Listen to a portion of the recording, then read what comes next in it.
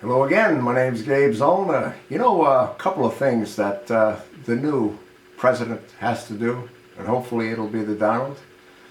They have to take a look at the regulations that companies have to deal with, like EPA and all the other endless regulations. One of the things that stifles business is our government and all the regulations. You know, back in 1985, before many of you were born, I was working for a computer company.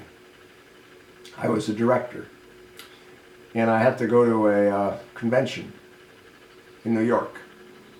Actually, it was earlier than that. I think it was around when I quit smoking. It was closer to 83.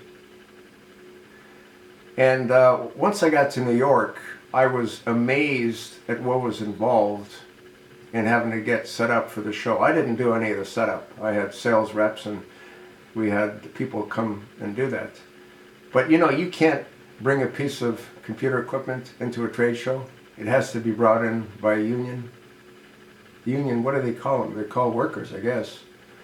You can't bring electric cord in. If you want to plug in a computer, you've got to have a union electrician bring the wire to where you want to plug it in.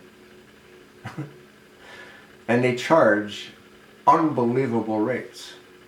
This was back in 1983. It hasn't gotten any better. So we've got a whole lot of problems in this country that stifle business.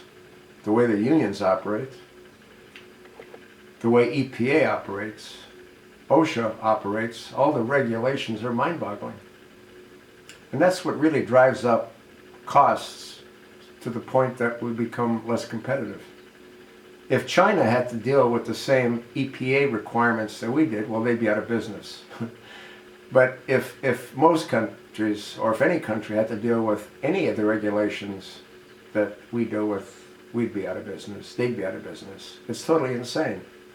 It needs a complete overhaul.